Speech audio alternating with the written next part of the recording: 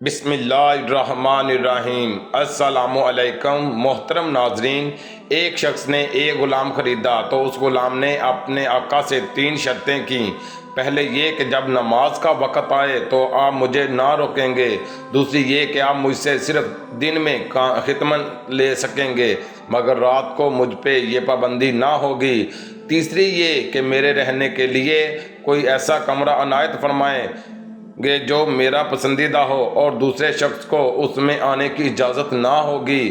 آقا نے غلام کی تینوں شرطیں منظور کر لیں اور غلام کو حکم دیا کہ اپنے رہنے کے لیے محل سرائے میں اپنے لیے کمرہ پسند کر لیں، جس میں ہر کمرہ ایک سے ایک بہتر ساز و سامان کے ساتھ آراستہ تھا۔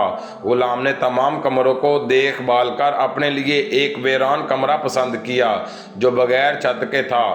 اس پر آقا نے دریافت کیا کہ آخر تم نے یہ ویران کمرہ کیوں پسند کیا؟ کمرے تو اور بھی بہت ہیں۔ آپ نے آقا سے یہ بات سن کر غلام نے جواب دیا کہ میرے آقا، شاید آپ کو معلوم نہیں کہ ویران جگہ اللہ تعالیٰ کے ذکر سے آباد ہو جاتی ہے۔ اس کے بعد اس غلام نے اس کمرے میں رات کو رہنا شروع کر دیا اور یہ بات پہلے ہی طے ہو چکی تھی کہ رات کو غلام آزاد رہے گا۔ جب غلام کو اپنے پسندیدہ آزاد کمرے میں رہتے ہوئے کچھ عرصہ گزر گیا تو اس کے آقا نے ایک دن رات کو اپنے دوستوں کو دعوت پر بلایا تھا۔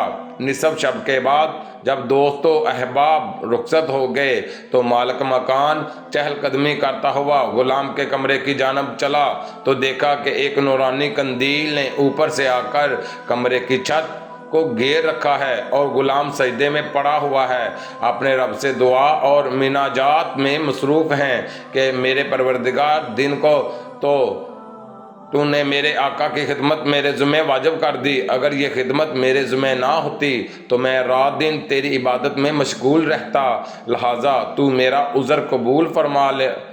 اس کا مالک تعجب کے ساتھ صبح صادق تک اس عجیب منظر کو دیکھتا رہا۔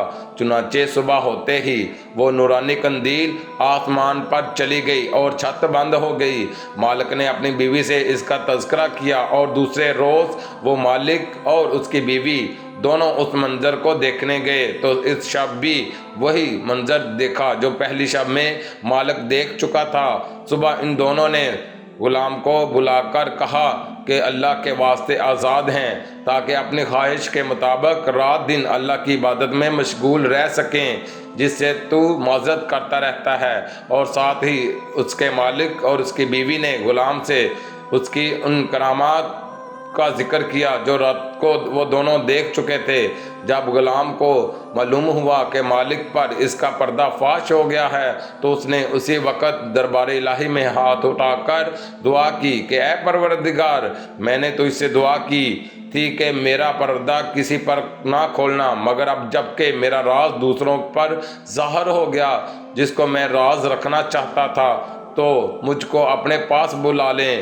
چنانچہ اسی حالت میں اس کی روح پرواز کر گئی اور اللہ تعالیٰ نے اس کی مغفرت فرما دی۔